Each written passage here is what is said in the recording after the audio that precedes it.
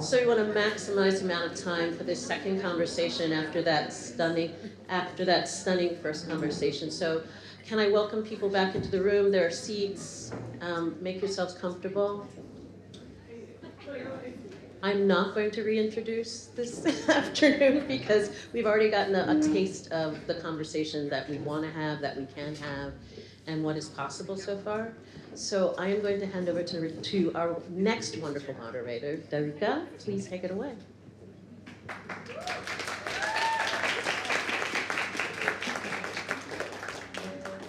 Hello everyone, my name is Derica Shields, and to my left is Precious Okoyomon, installation artist for for minor music. Cameron Rowland, who was the archive supervisor. Definitely not the supervisor. I'm sorry, I love this. Keeper of the archive, okay. Oh, that's attendant is what you call me, attendant. Attendant, that's amazing, because that's a Google Translate thing, right? Like, it turns it into supervisor. Attendant of the archive is even better, but I also wanted to ask about supervisor. Amazing. Professor Saidiya Hartman, who you all know, and the artist Jafa, who was the film and video artist for minor music. Okay, today I also, interestingly, wrote a small text by way of introduction that was this kind of invocation of Assata Shakur. So I was really moved that she already came up and was already kind of revered and honored. And maybe where I'll try to enter that text is the point at which I was thinking about this question of whether she died free, right? It became this big argument, actually, online. And I'll read, I won't try and freestyle. But I've been witnessing this argument about whether Assata died free. Those who use the word are usually talking about her escape from the US prison system and that she did not die in a cage. Others advise against using the word free to describe exile and estrangement from your loved ones, who are in turn subject to continued surveillance, continued imprisonment. On October 5th, 2013, so almost to the date, right? We're on the October 4th. October 5th, 2013, Assata Shakur published an open letter that began, "My name is Assata Shakur and I am a 20th century escaped slave." And that went on to say both, "I do not have a voice," and "all I have is my voice." This contradiction makes perfect sense to me, and it made me think about the way Professor Hartman's Scenes of Subjection excavates the paradox of abolition. Quote, "The recognition of the slave's humanity and status as a subject extended and intensifies servitude and dispossession. So the attributes of the human, will, consciousness, reason, agency, and responsibility were the inroads of discipline, punishment, and mortification." Sorry to quote you in front of you, that's probably weird. But I've also been enlivened by people pointing out that Assata is an ancestor now, because this speaks to me of the aliveness and even resurgence of Black, quote, New World diasporic practices of revolutionary genealogy, of resuturing of syncretisms that were torn apart, ripped up, desecrated, and criminalized by Euro-America's violent imposition of Christianity's jealous God that cannot hold complexity and that softens us up to kind of panoptic violence and surveillance. These practices are adaptive and always reimaginable. They respond to the place we're in, and they respond to the place they were crafted. The refusals, resistance, counter-assertions, uprisings, revolt, and militant organization they made possible is within the scope of possibility again. And I guess I want to go from there right into talking about the sun in minor music, The End of the World. Because the sun, and in your work, the work of all of the contributions that made up minor music, the sun kind of appears, retreats, and is this sort of ambivalent figure. It made me think about how in some forms of astrology, the sun is the object, the planet that we're meant to associate ourselves with. That's the self, that's the ego. And then there are other forms of studying astrology that prioritize the moon and the lunar. And I think of Nat Turner kind of pointing out that the moon, or the eclipse, the solar eclipse, was going to be this point of uprising. And this kind of sun disappearing, appearing, disappearing at the end of the world, in the video the video work that closes Minor Music. So maybe I can ask you to speak to that, Professor Hartman, and then maybe also you, other Jafa. Can I? Yeah, I know. Do you know I did the thing of asking Professor Hartman how I should address her, and she said you can introduce me as Professor Hartman and then Saidiya Hartman. But can I call you AJ? AJ, sir. Okay. Thank you. These are my elders. I can't. So maybe this figure of the sun, if it's of interest. I love the work Black Sun. So there's a way, Black Sun, Crusteva, Black Beach, Lisson. But I think I was thinking also a lot about Du Bois' Dusk and Dawn, and the way that dusk and dawn are weighted with certain possibilities, a freedom or the weight of a certain kind of enclosure. And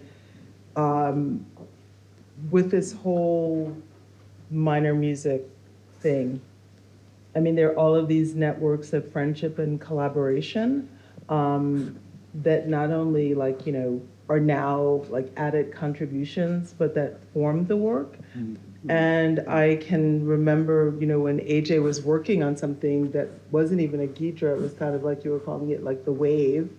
And I was writing the end of white supremacy, and we were talking a lot about the Plantationocene, the Anthropocene, and Blackness, and what is Blackness at the end of the world. So I think that whether, that Black wave, it's both threatening and it's so beautiful. It's such like the landscape of the possible. So that's all I'll say, but maybe Izzy wants to say. Well, for me, I could say the sun in particular. The sun is a motif in my work at this point, a sort of motif. I like to think of it a bit as like a philosopher's stone. It's there to think about. It's not like it has a fixed meaning or anything like that for me. Initially, the first time I used it as a motif, of course, would be like in Love is the Message. When people ask me questions about, that was the one question I got more than any other question. What's with the sun? How come we continue the sun? And I used to say it has a structural function because we tend to look at Black people's lives like that. But when you see the sun, you always orientate yourself like that. And we should continue to look at Black people's lives like that. You know what I mean? Looking up as if it's big, it's cosmic, it's not parochial, it's not small, it's not, a minor kind of thing. And it's just carried on. So like now when it pops up in my work, it does whatever it's doing in the particular context. In the context of a Gidras, there to define the horizon in a sense, like when you see it pop up at a certain point. You can, the wave is at its scariest or maybe / most magnificent when you see it in relationship to the sun, because all of a sudden you have a reference when it's rising and falling in those big kinds of ways. But, another thing I would say just in general about minor music, it's funny, I worked as my vocation for 30, 40 something years of my life was as a cinematographer. So I'm very practiced in terms of, cinematographers support directors' visions. Like, a lot of people would first have heard my name in relationship to Daughters of the Dust, which Julie directed, you know what I mean? So I made my living helping or supporting accompanying directors as they approach their vision. So it's something I never felt diminished about it. I cherished that moment. I saw and met incredible people just by showing up to work with directors. I got answers to questions I wouldn't have even known to ask. I met and got to hang out with Asada Shakur in Cuba. I hung out with Audre Lorde like the last 2 weeks of her life, like quite literally, because I shot what's the name of the documentary? Litany for Survival, yeah. So I shot that. So you know what I mean? So I've just met the most incredible people just because I was accompanying a director who had a vision and was going somewhere. So it's something I cherish. I don't get to do it as much now because gratefully, or thankfully, I'm in this, hopefully, I hope I can stay here. I can stay in this part of my career where I'm doing kind of what I want to do. So, you know, this was an opportunity to flex a muscle I think is very developed in me. And yeah, you know, and she knows this, I only can't make this time for anybody but her because I'm trying to get my shit done while I'm out of here. So, yeah. Precious, I wonder whether you wanted to speak about the sun, which also is this recurring figure in the titles of your shows and in your work. And you also talk about Etel Adnan, and I wonder if there's anything there for you. The sun is so deep for me as a place of consciousness and like vision. I don't know, being an actual source of continuous like light for everything on the planet, but also this like, I don't know, I see this kind of radical actual blackness of the sun, of being like the actual source of like light in the world. Yeah. I should. Yeah. Nice, thank you. A big, broad question I had, right? And maybe this relates to those moments where we see the horizon or we see the kind of, you know, I wasn't really thinking about it as water at the end. It's funny, there was somehow, it felt to me like the broken up mantle of the earth. And there I was thinking about this distinction that you were drawing out actually in the first conversation between earth and world. And the question of like world building came up too. There's a sense that like it's sort of like the distinction between land and earth. It's like land gets annexed and is dominated and is the thing that can become property. It's like the thingifying of earth. And then there's something that surpasses that. And so I was thinking, I'm thinking about this, thinking about the question of like scale. Mm-hmm. So if in all of your work I see this kind of play with scale, Precious, you talk about kind of wanting to create these completely immersive worlds that kind of hijack all of the senses to put people in place. And then right at the, I mean, I'm sorry for the people who haven't experienced the performance already, but this kind of moving into the tree, kind of this portal out of the world into the earth somehow, it was really moving for me as well. Cameron, I think about the way your work engages scale and is always on one level, looking at these like very, violent but mundane objects, and then kind of pointing to their implication in the horror that we're living, in the structures that we live in that constrain us. Even on the cover of the new edition of Scenes of Subjection, there's this work, Society, and maybe, I don't know if you want to speak about that, but I find that such a moving work. I'm from the UK, and it speaks quite directly to kind of how much of the entirety of the UK, the entirety of our like state formations are like the product of this corruption, this initial corruption.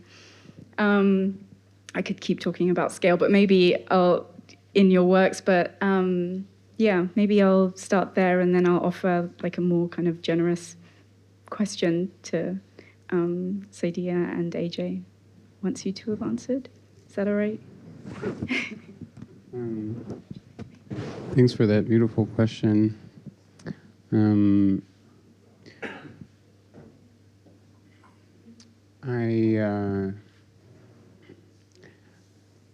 I was thinking a little bit about your distinction between world and earth, and while we were sort of all experiencing the previous panel, and I think that the questions of nationalism as a organizing principle of our world is something I feel like to even begin to understand slavery, we have to abandon.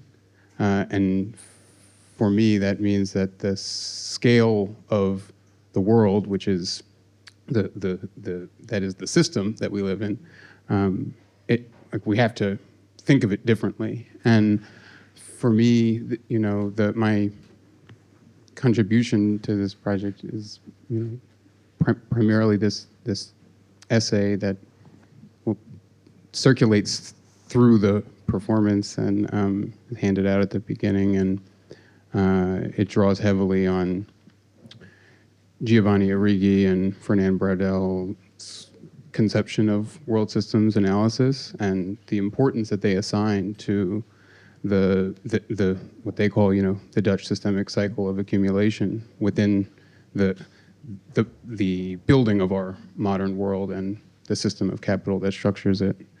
And the thing that is absent, that I feel like, even though I'm engaged with their work, that I'm always sort of trying to write against, is not just the absence of slavery, but an understanding of the interaction between this sort of macro scale and the minor key. And what I've learned from Saidiya's work so crucially, that the ways in which Black practice operates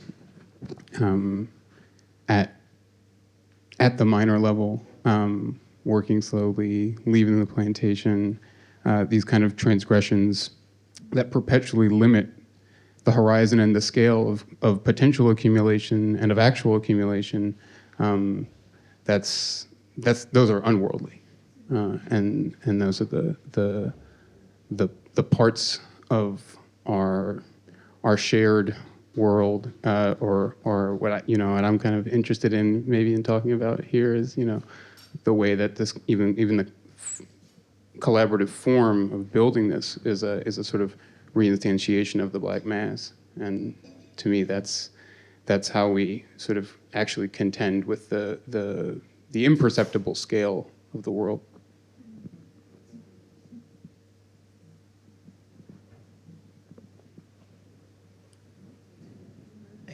I'm always thinking through like Blackness as unmovable earth. It's probably why I make gardens all the time. I think so much with soil, dirt, like this kind of like agential reality that's continuously like stuck in time. And so much of like when I think about trees and soil or like archive history of rocks, these things that have like ancient memory, ancient time, is then how one of my favorite books of poetry is Ed Roberts' To See the Earth Before the End of the World.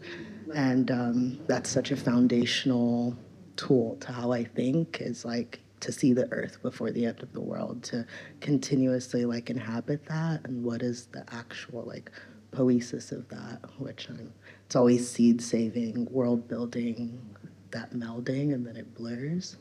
Yeah, and the scale is endless, and like it's geological time. Yeah.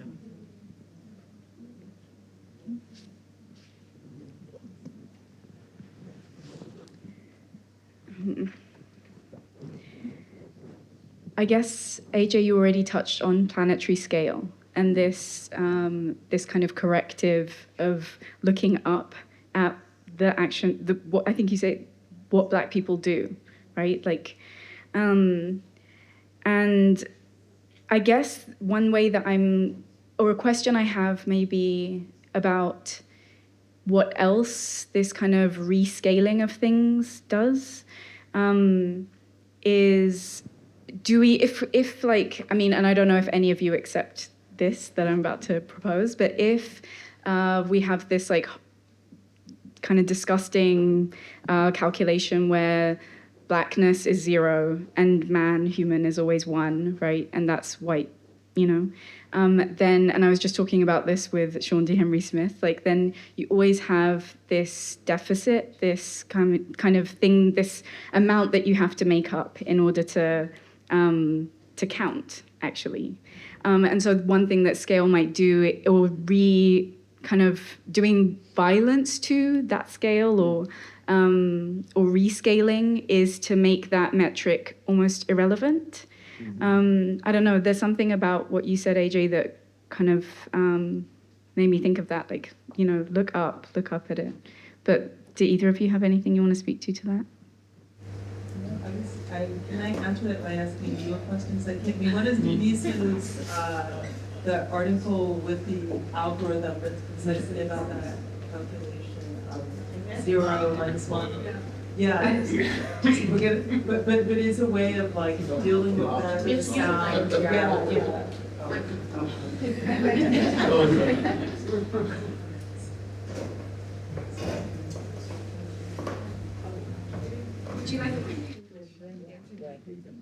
Okay. Becoming human. Yes. Thank you. Okay, so is the question like, what's the name of the Denise article? Are you asking me to weigh in on it? Okay. Yeah, because partly it's about taking up that calculus and actually. Matter beyond the equation of value. What's say? Matter beyond the equation of Yes. value. And matter beyond the equation of Thank you. So I have a couple of thoughts. I think that I was thinking a lot about geology as an anti-Black science and about geography as an anti-Black science. And so I think engagement with the question of scale, I think it's important to take a few steps back and think about the ways that our understanding of scale is already conditioned by anti-Blackness, and that it presumes a certain world picture. And the question, at least from my perspective, of world is so complicated because there's so many worlds. And so the question of the world is one that is only made possible through the destruction of other competing senses of world.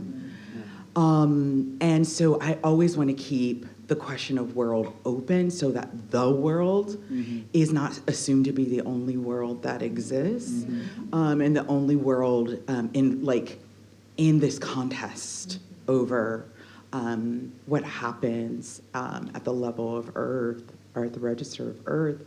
And then also that when I've thought about the question of world, I've also thought about it in a relationship to someone like Jacob van Uxkol, who's written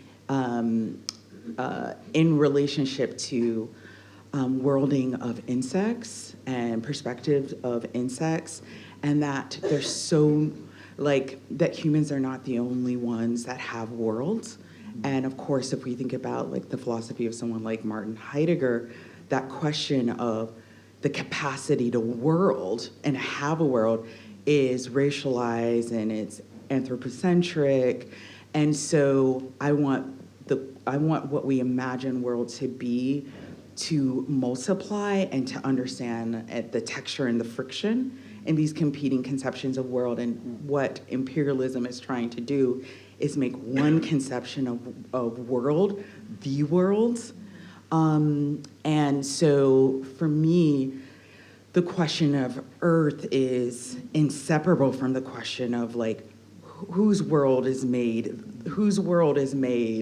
the dominant frame, because Earth is caught up in that net of this contest over worlds. And so they're this a Mobius strip, right?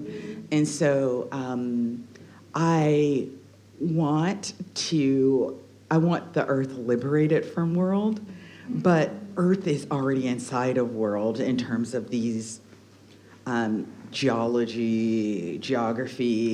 And so to me, Earth is not outside, but deeply embedded.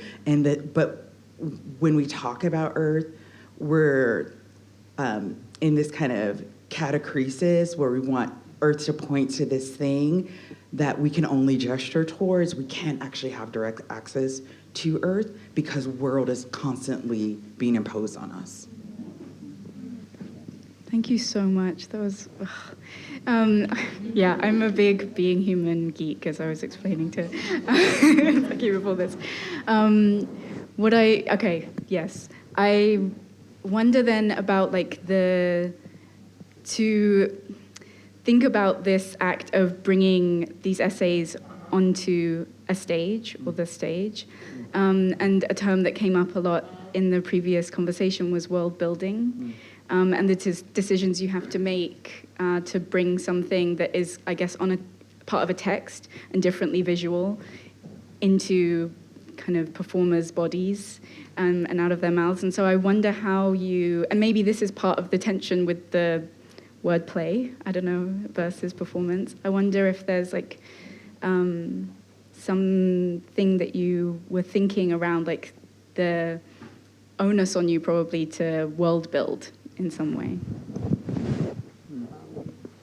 And I guess I would just have an asterisk to, as I can't, I mean, I think that end of world is precisely about the world.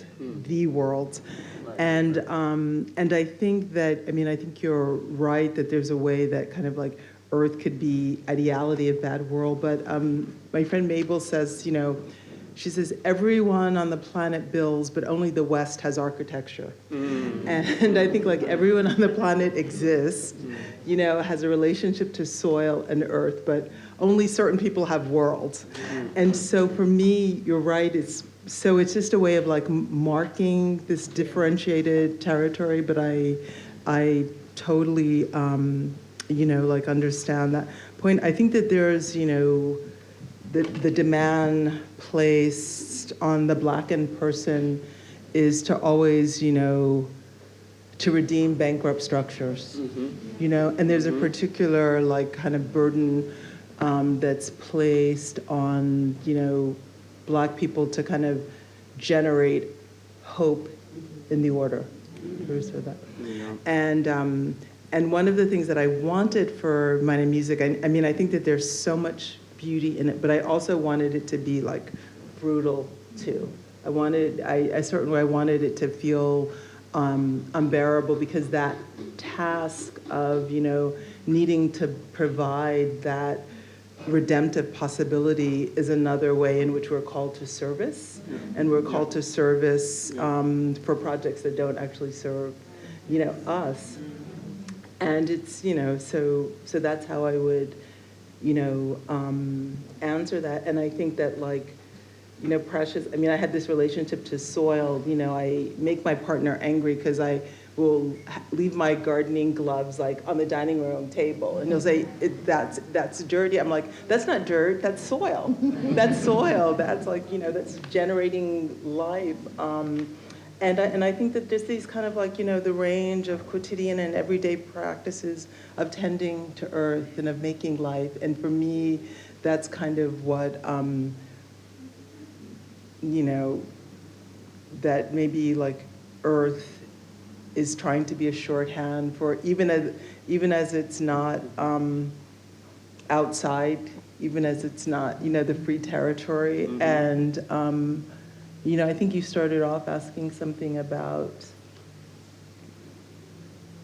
and was it, and I don't know if it was the minor, the proper subject. What was your first question?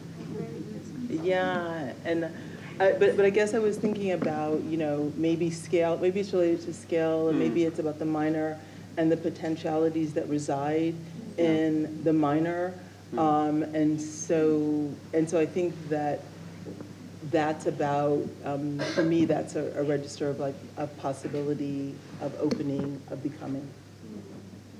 And I feel like one of the ways we talked about it through working on this is also, and maybe you could correct me if I'm wrong, but that's also, that the minor is also the sort of perpetual unworlding. That it's that unworlding actually is happening, and it's constant, and that the sort of the logic of the world, the logic of continuous perpetual accumulation, it doesn't even recognize, just like Mabel said, you know, it's like all of the buildings that aren't architecture are the unworlding of the world. Yeah, yeah. And there's a book by Nefertiti Tadiart, and it's called Remaindered Life. Yeah. And it's about these zones where, all value has been extracted, but yet there's something that remains, and in that remainder, Yes. there's something that's, produced. I mean, I don't know if you're gonna ask us a question about collaboration, but I just want to say how, important the people on the panel are, here. So I just want, partly it's about honoring, the gifts that all these, people have, how much the people here have made possible for the work and its presentation. And I would hope that's also a part of like this unworlding, this kind of generosity and opening of thought and sharing of thought that happens among us. Yeah, I was going to ask about the, I guess, the various points of inception for minor music. I remember, I've watched a conversation between you and AJ about Wayward Lives. And there's a point where AJ is like, next time write a novel or something like this, does it, and sort of pulling you in or urging you in a certain direction maybe as a collaborator and a witness of your practice. And I know that you and Cameron, and that Cameron and conversations with Cameron were really important to you as you were revising and updating Scenes of Subjection. And then I know, Precious, that you invited Saidiya to Rome and to work on these texts that have formed the basis of minor music. So maybe you can each speak about, or all speak together, about kind of how minor musics came to be, through these kind of ongoing conversations and challenges also. Okay. Well, like Saidiya was saying in the beginning, it's like the ground of all of this is just our friendships, I think, and intellectual exchanges, like with no necessarily product in mind. I mean, it's really important to have people in your lives who don't have to, you don't have to footnote yourself when you're talking to them. You can just talk like freely, just freely, like free associate in front of or with another person. And so, I mean, one of the things, like for me, I know it's like I hate when people call certain aspects of my work archival. I get oh man, archival fever. Everybody's read archival fever, But they get into this whole thing, like if you take like Love is the Message, say for example, one of the defining aspects of that is that I just took what I wanted, And I didn't take it from an archive, I took it from YouTube, which is not an archive, right? Not classically speaking, it's not an archive. It's just a repository of things that are, I think, at least as interesting as authored things, Not that there aren't authors on YouTube, but you know what I mean. The people who post things on YouTube don't have the same status as authors. They're just posters or something like that. They may have more status. Well, they might have more fiscal status or something now, but I'm laughing at myself. But it's like really interesting to me, like around this whole idea of the accompaniment. Like it's something is what I was trying to talk about a little bit when I was talking about being a cinematographer. Like one of the highest representations of artistry and expressivity in the Black American continuum, I would say, is the organist in the church. Like in a way, the organist in the church has got more flow than the sermonist. The sermonist is talking, but the organist is back there free associating, but underlining and accentuating and amplifying what the sermoner, the speaker, is actually saying. So, like to me, it's something like my friend Carrie James Marsh, I have to say, so people know. I wouldn't just say Carrie, but like he came to New York in the 90s once. He was living in Chicago. I was in New York, and we had dinner like we often did. And I had been thinking about photography and painting a lot. And I said, hey, Carrie, as the painter that I knew intimately, hey, what's the difference between painting and photography? And without hesitation, he said discrepancy. And it's like something that has just stuck with me and resonated with me for like going on, like 30 years now, literally, of all the things Carrie has ever said to me, because also there was no hesitation. He said discrepancy. And so I think so much about discrepancy in a kind of contestation of, you could say it's a contestation of meaning in a way, but it's like more strictly speaking, it's a contestation of something like signification, meaning like there's a sign, we all agree there's a sign, but then there's a lot of contestation about what that sign signifies, what its signifier is.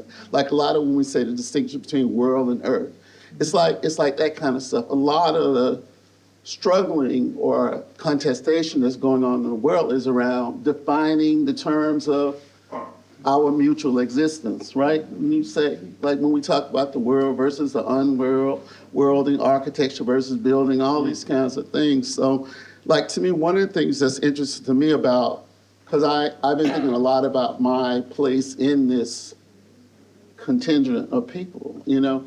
And a lot of it is like, okay, I have taken other people's work non-consensually, and now in a way I'm making myself available to be sampled in a way, because a lot of my work would be termed sampling.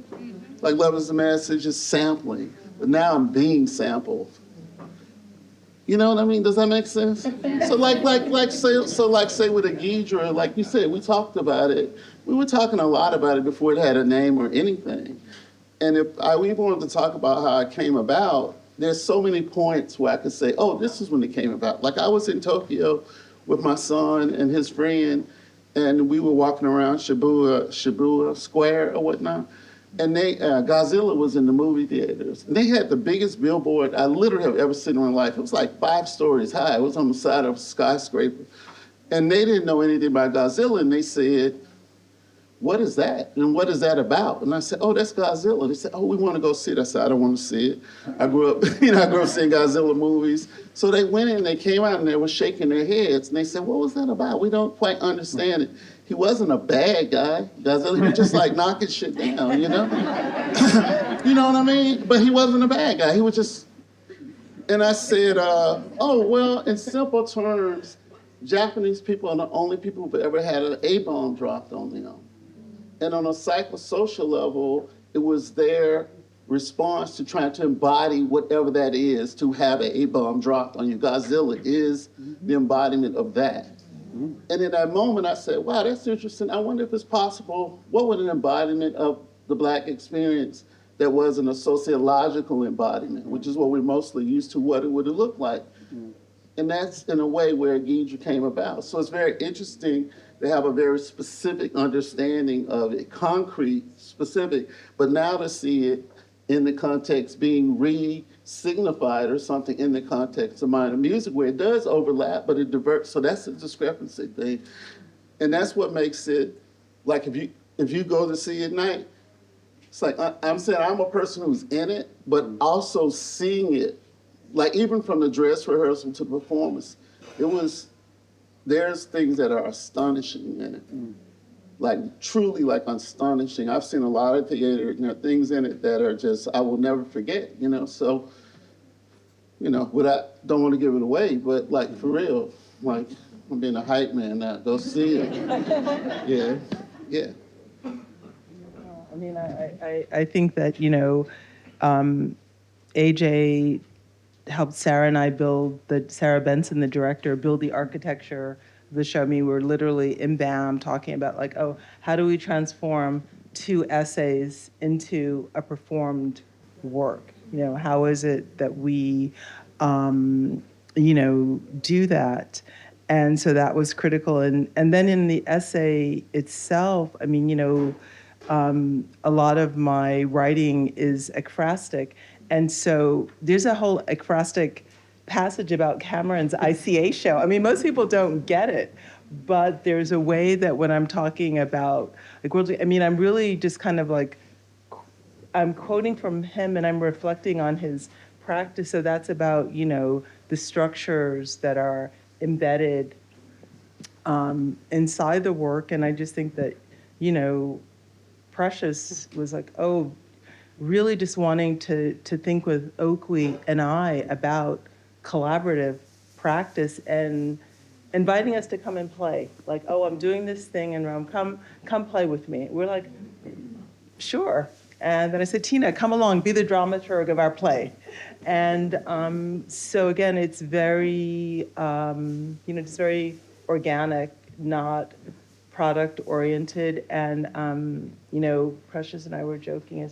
We produced, it was like, Ostia was just very raggedy, what happened. But we were still able to, the Hartwig generously came forward and said, Mike. The Hartwig, came forward and just kind of supported this process. And it feels, really wonderful because even as we're producing, our work, there are all of these enclosures that we're still inside of. You made a comment, casually about the cover of Scenes, which has a great work of Cameron's on the cover called Society, which is all about the history of kind of like British slavery and, the society, Codrington, and the way they would brand the chest of slaves with the word society, because it was short for Society for the Propagation of the Gospel. I could not use that cover in the UK. I could not. It just wouldn't be understandable to our readers. This is your history. There's a college named after Codrington. So that there's a way that, we're working, we're pushing, and then we're still fighting against the structures to actually, for the possibilities of articulating what it is we make. So it was rejected, the cover? Absolutely rejected. Absolutely rejected. What did they put on the cover? A cotton bowl. Yeah. And that's also about trying to make what was a transatlantic global experience into a shorthand of like a U.S. experience. Yeah, massive displacement. Codrington is the name of a library in Oxford University. So, yeah. I think, is this one on? Yeah. I think that, and I guess the other, it's the friendship and it's also this extended form of collaboration that this is, a node of, because of course the essay that I wrote for the ICA show was deeply indebted to Scenes. And so, it's a great honor that, you quoted it back in the text. And I feel like the conversation, I don't know.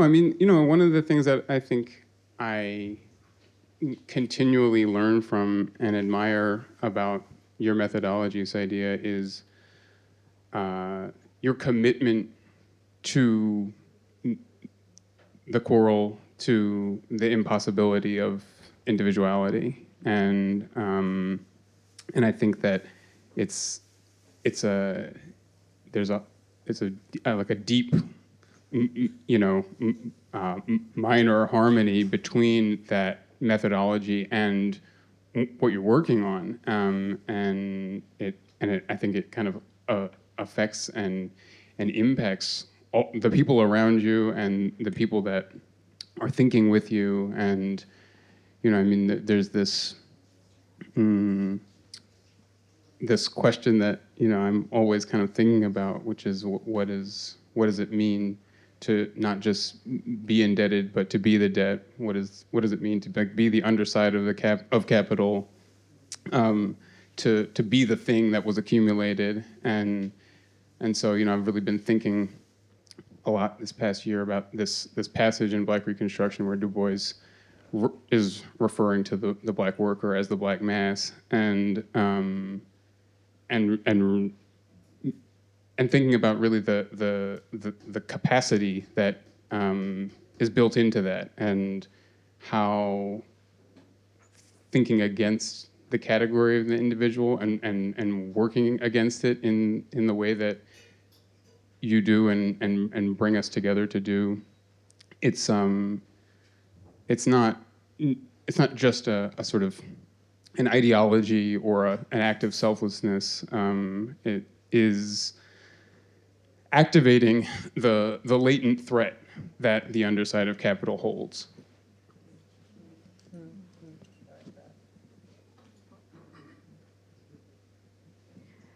Maybe we can open for some questions. How you're feeling, yeah? Hi, my name is Nelat, and I'm a linguist. So when I heard Arthur speak about signifier, signified, and the way meaning is always deferred, and meaning is created through association, really spoke to my heart. And I was talking to Saidiya, also Professor Hartman, about how I'm a fan of psychoanalysis and how, Lacan says that the unconscious is associative and structured as language.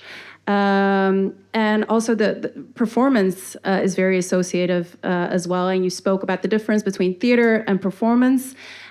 Theater has a very clear script, has rules. Performance is, always, the meaning is always deferred. You can never grasp a thing. So my question is, coming from academia, why performance? It's very, basic, and it's sort of, the underlying question, but why performance? Why embodiment?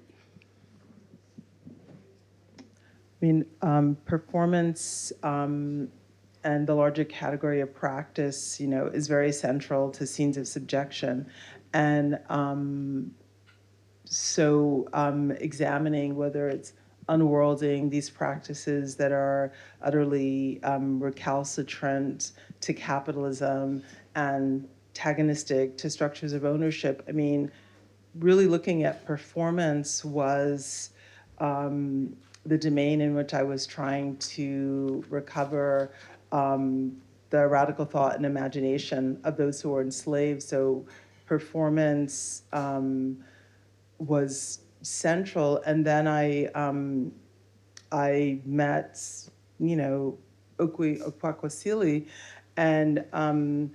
and so I had this relationship to thinking about performance, but just also what I learned about performance through her practice. I mean, I didn't ever had any conscious intention to I want these two essays to be a performance piece. There were a certain set of fortuitous accidents and contingencies which led to minor music, but I feel so grateful. I think I tend, like someone last night in a Q&A said, so why is it that you revere art or something like that? I was like, I don't revere art. And so, but I think it's but what I revere are like these multiple forms and modalities of thinking, of presenting ideas, of advancing questions, and performance is a vital domain of doing that. So I don't feel like I'm, I mean, it is a world that I know very little about. So that this kind of, in terms of being a maker in that space, but I think that, all of us, on this panel, think about a set of shared questions, how we go about approaching it and articulating that, or the kind of the materials we use to make a set of propositions differs, but it's a shared activity. And I mean, partly the first time I met Cameron, but the first time he really commanded my attention was he said something like, "Oh, I do Black study in the domain of art practice." And I was like, and for me, that was just about oh yeah, there are all these practices that we're involved in, and a set of critical questions that we're all inhabiting, and we just do them in our different domains. Thank you.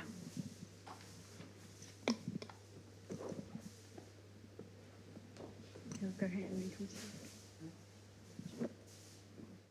Hi, my name is Taruna. Thank you all for being here. It's a privilege. I've been thinking about this question for a long time, and I don't know if it fits into this space specifically, but I'm going to ask it anyway because it's now or never. So I've been thinking about language a lot, and this is something that we've always also been hearing here, which is being discussed, how do we use words? but also how do we use language? And performativity is also a form of language, I think, or performances.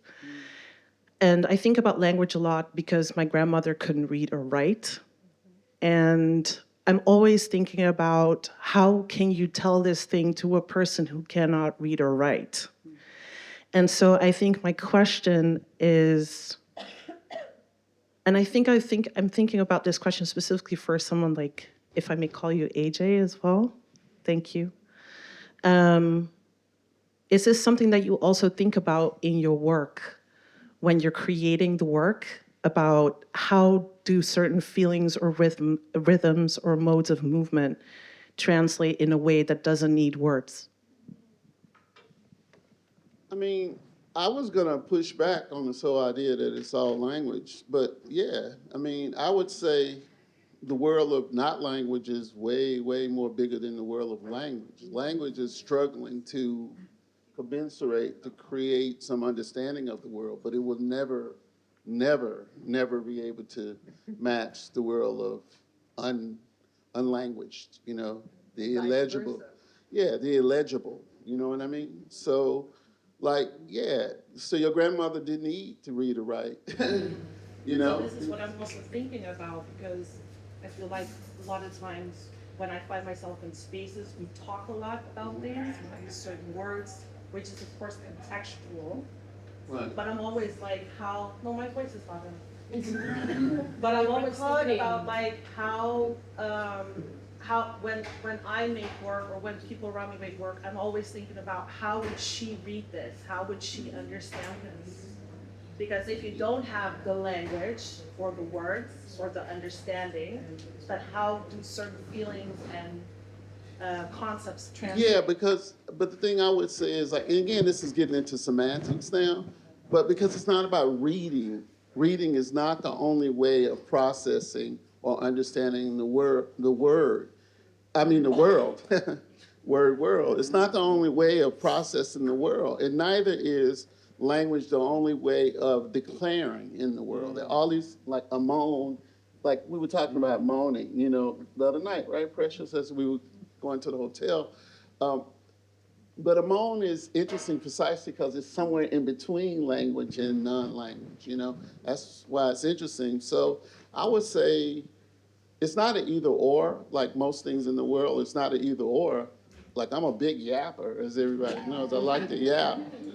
But at the same time, I'm quick to say, you know, talking can be overrated too, you know? It's like in certain contexts, I lean into talking is overrated because talking is overrated in that context. But in other contexts, I'm constantly saying to people, hey, yeah, but what's your theory about that? What's, you know, how do you articulate that? What's articulate? But articulation is one modality of communicating. And there's other modalities that are not articulating. There's something else that maybe we don't have the language to articulate that. You know, I don't know. But we know there's so much in the world that's happening that is not language. It just lies outside of language. And then language will come up and try to shape or some understanding of it, but that's always contingent, as we know, right? You come up with a word, happy. We all agree we know what happy is until somebody asks you, are you happy? People ask me all the time at my openings, I always get asked, am I happy? And it always freezes me because I'm like, well, that's phenomenological. You know what I mean? Like, in this moment, I'm not feeling a lot of endorphins, but it's a good night, you know? You know what I mean? It's just like happy then fails. In that moment, it fails. So in my work, it's definitely like a Gidra's way. It's built to be something that calls for words on one hand, but it tries to exist outside or beyond language. It's really trying to be in the space of what we just reflect, say, feeling or something like that.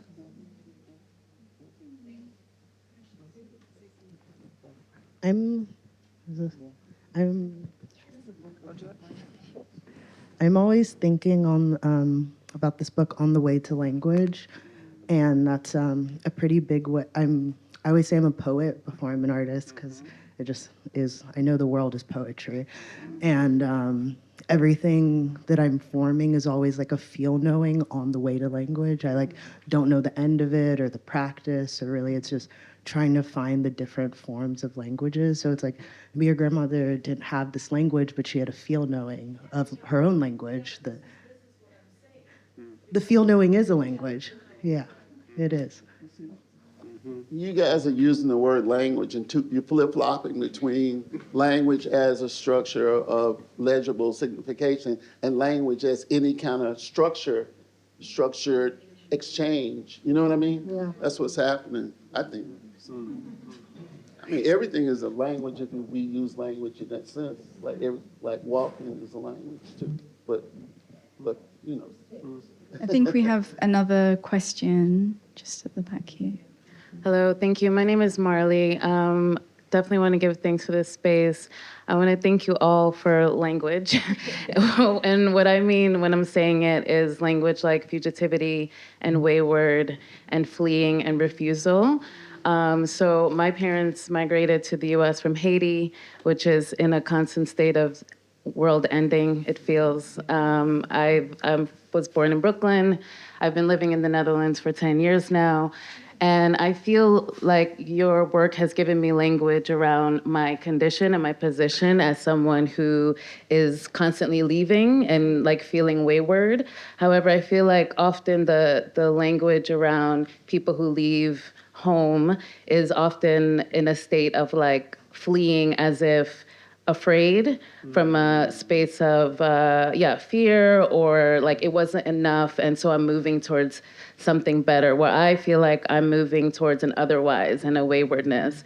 And I'm curious about your own relationships to fugitivity, especially now in the US, but also maybe not especially now. Maybe it has always constantly felt as it feels now. But yeah, just like your relationship to fugitivity, exile, leaving in your own like personal lives. Thank you.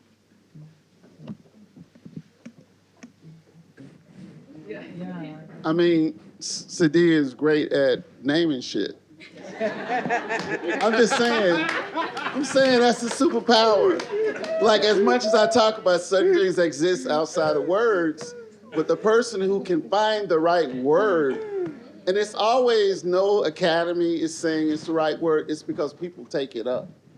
Fugitivity is taken up. We all in the wake, you know, and then that generates in the wake, and then a Gidra. It's like all these kinds of things we're struggling, you know, to name what it is we're experiencing collectively and individually and spiritually and politically. Don't you think?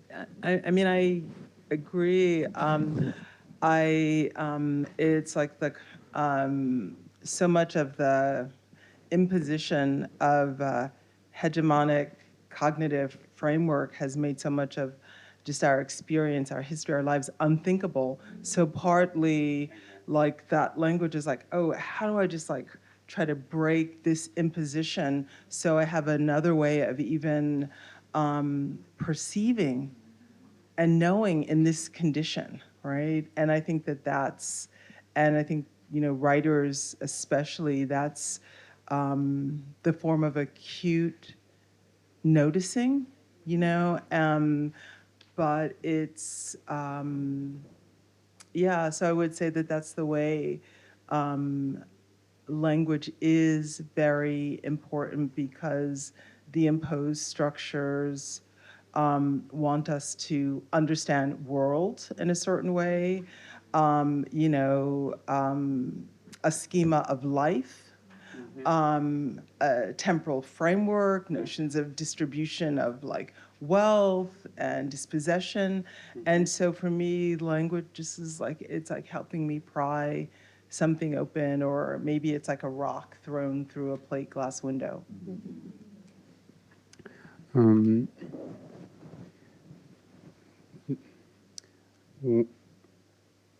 Quoting at the end of The Belly of the World, you're sort of quoting Audre Lorde. You say that, you know, fugitivity allowed those who were not meant to survive to sometimes do just that. And so I think a lot about how, like, all the forms of Black people surviving actually are fugitivity.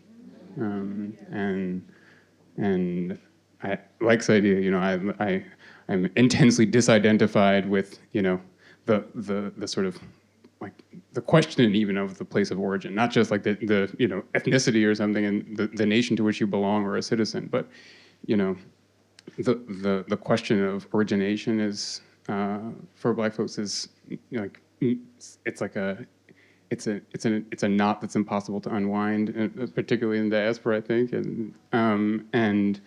and so I think that, yeah, like the how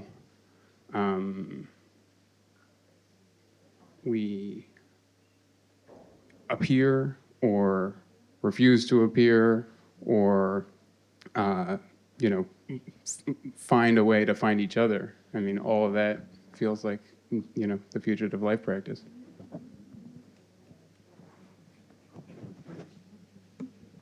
And I mean, I think Precious, you also do that so much in these kind of like, these spaces you create. I mean, you know, as a gardener, I mean, you know, Precious will introduce all of these invasive things into, so there's already, even in that world, we've created another hierarchy of life.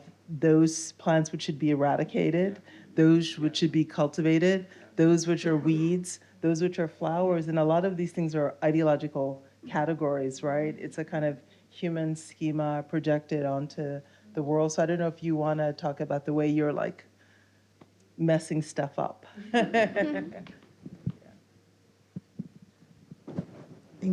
I think I'm always thinking about the openness of impossibility and the portal that comes out of that. So maybe for me, it's always like this resistance of trying to kill something that shouldn't exist. This continuality of being like, we need to destroy it, order it, and structure it. And what happens for me is like when you explode that and put all the impossibility together and the type of the openness that state of fugitivity proves, and the impossibility of the unknown for that wonder, for that new beginning, and for that weed to crack in that small spot where it's not supposed to be, then a miracle occurs. Yeah.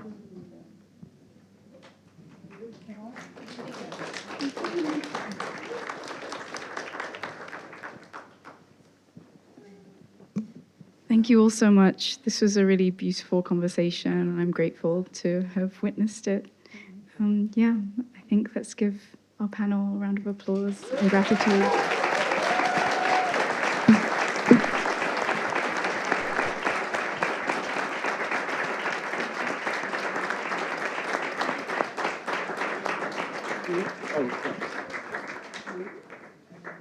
So thank you very much to our moderators, Derica and Quincy. To our panelists, Alex, Pelumi, Precious, Cameron, Saidiya, AJ. Thank you very much for spending the afternoon with us. Enjoy the food.